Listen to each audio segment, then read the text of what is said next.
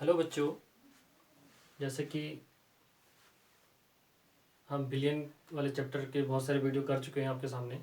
उसमें हमने बिलियन के प्रकार, बिलियन के गुण और बिलियन की सांद्रताएं और हेनरी और राउल्ट्स लॉ को भी आपको एक्सप्लेन कर दिया है। और आशा करता हूँ आपको टॉपिक्स क्लियर हो गए होंगे। अगर नहीं क्लियर है, प्लीज़ उस टॉपिक को आप दोबारा उस वीडियो को ज़रूर देख के उसको समझने की कोशिश करें। और उसके बाद ये टॉपिक, जो अगला टॉपिक क्या है हमारा, इसको देखने की कोशिश करेंगे, समझने की कोशिश करेंगे। क्या है? आदर्श विलयन और अनादर्श विलयन, या इसको हम कह दें आइडियल आइडियल सॉल्यूशन,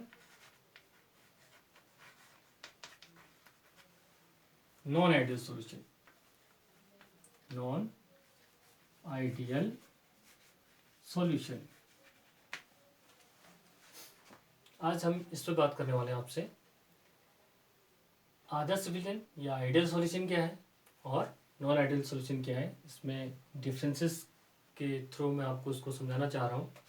और एग्ज़ाम में बहुत महत्वपूर्ण है ये, कई बार पूछा गया है, पूछा जाता है। तो अब बात करते हैं आदर्श विलयन। आदर्श विलयन क्या है या आइडियल सॉल्यूशन क्या है? इसके लिए हम कह सकते हैं आदर्श विलयन वो है जो राउल्ट्स के नियम को फॉलो करता है। ऐसे विलयन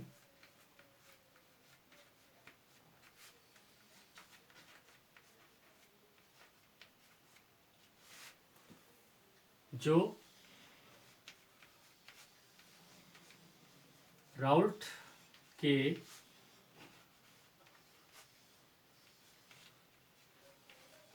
नियम का पालन करती है। तो बच्चों, राउल्ट्स का नियम आप जानते हैं। राउल्ट्स का नियम, सपोज हम कह लें यहाँ पे, माने कि जो विलयन हमारा है वो विलयन कंपोनेंट ए और बी से बना है। तो राउल्ट्स क्या कहता है? राउल्ट्स कहता है p a means partial vapour pressure of component a is equal to P naught, उसके शुद्ध अवस्था में partial vapour pressure into x a, उस कंपोनेंट का मोल फ्रैक्शन।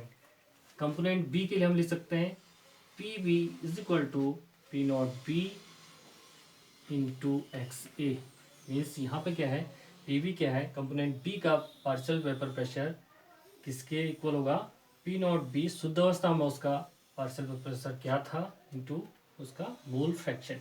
या इसको हम कह लें partial vapour pressure of the solution is equal to P not A X A plus P not B X B. ये हम कह सकते हैं बच्चों। तो ये जो राउल्ट्स, वही विलयन आदर्श विलयन कहलाएगा जो इस राउल्ट्स के नियम को फॉलो करेगा। अब हम कहते हैं अगर ये राउल्ट्स का नियम है तो अनादर्श विलयन क्या होगा, नॉन आइडियल क्या होगा? जो इसको फॉलो नहीं करेगा। ऐसा विलयन, इसमें हम लिख सकते हैं सीधे सीधे ऐसा विलयन, ऐसे विलयन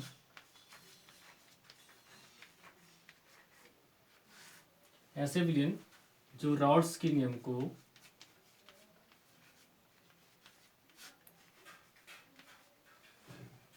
राउल्ट्स के नियम का पालन नहीं करती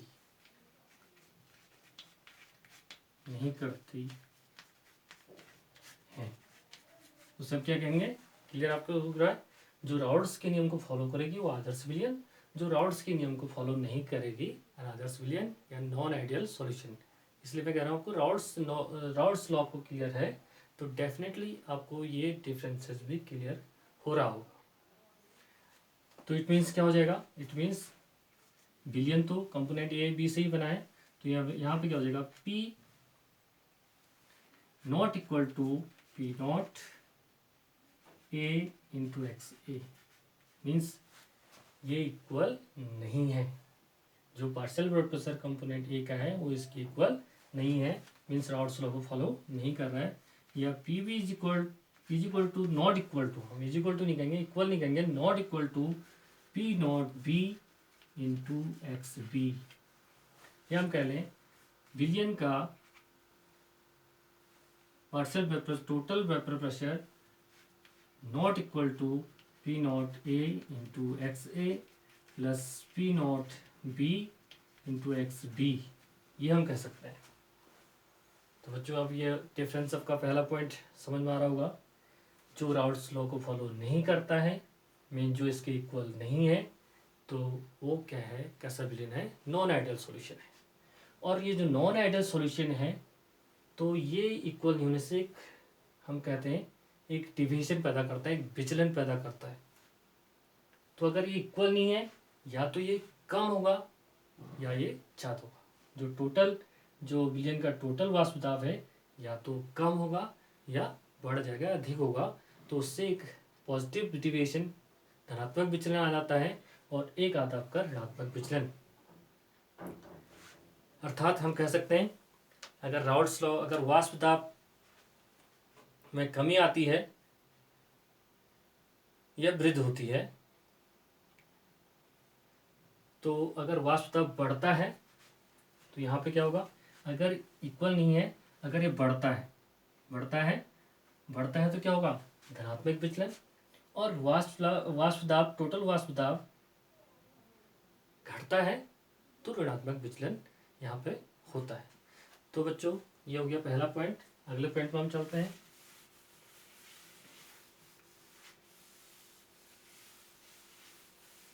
अगला पॉइंट हमारा है, अगला पॉइंट हम कह सकते हैं कि जब कंपोनेंट ए और बी को हम सपोज हम क्या करें, मिक्स कर रहे हैं।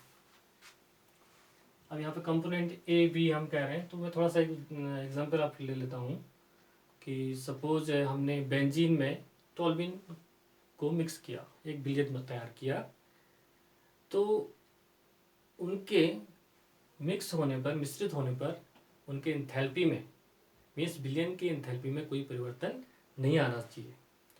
शुद्ध एवं को दूसरा हम लिख सकते हैं, शुद्ध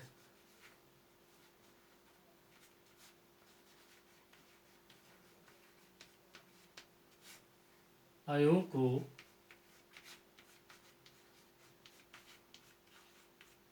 मिश्रित करने पर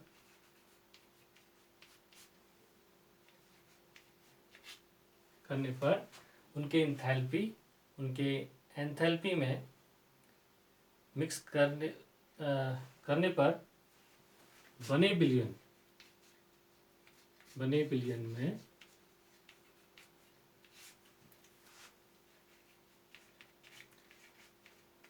एंथैल्पी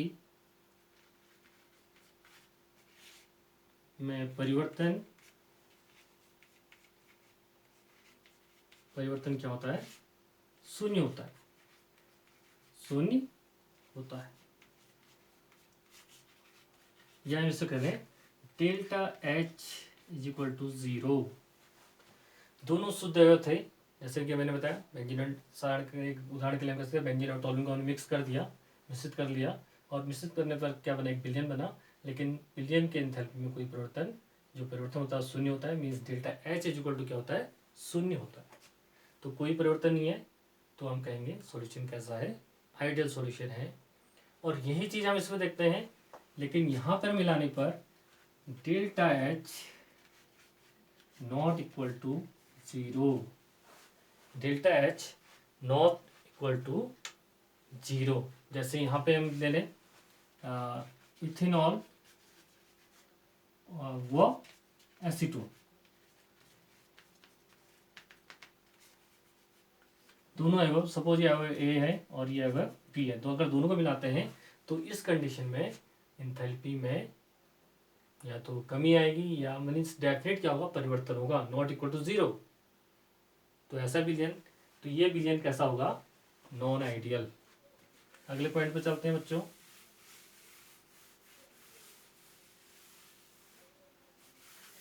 अगला पॉइंट बात करते हैं आयतन में परिवर्तन की। तो जो आइडियल सॉल्यूशन होता है, थर्ड पॉइंट, जो दो अवयव, हम दोनों अवयव जो हम मिलाते हैं ए और बी, माना कि दो अवयव हमारे पास ए और बी हैं, मिलाने पर जो विलयन तैयार होता है, जो उसका आयतन होता है विलयन का, दोनों के आयतन का योग के बराबर होता है। तो दोनों अवयव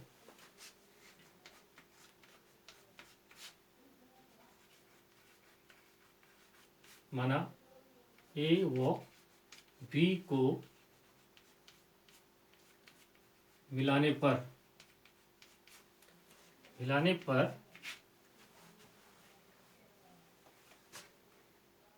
बना बिलियन का आयतन, बिलियन का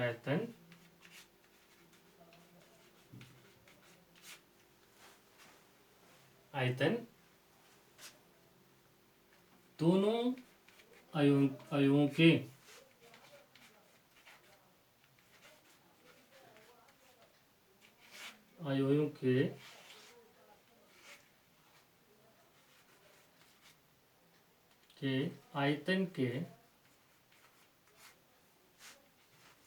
आयतन के योग के बराबर होगा,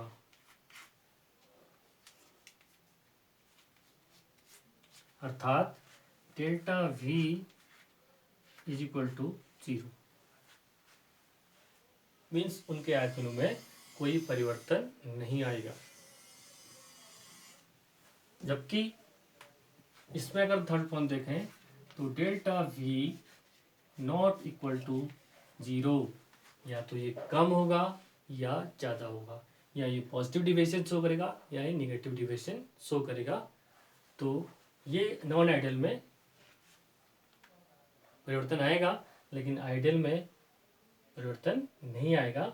जो आयतन होगा बिलियन का वो दोनों अयों के आयतन के योग के बराबर होगा। तो ये हमें ध्यान रखना है। अगले पॉइंट पर हम चलते हैं, बहुत महत्वपूर्ण पॉइंट है।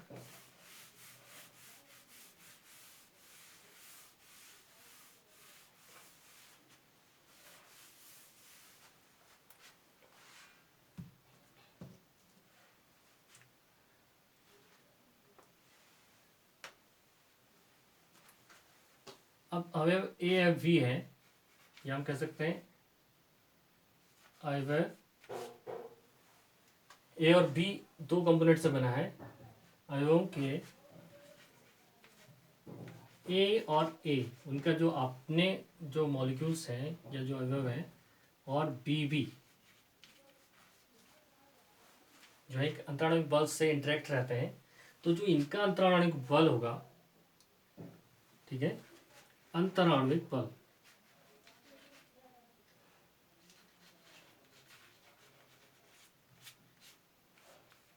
बल बिलियन में ए बी, अब जब मिक्स हो जाएंगे तो इनमें ए और बी के बीच में इंटरेक्शन होगा, ए बी अंतराणविक बल के बराबर होगा।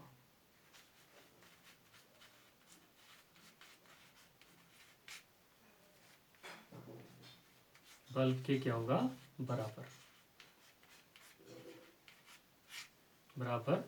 होगा। जबकि नॉन आइडियल में ही क्या होगा, नॉन आइडियल में ए व बी अंतराणविक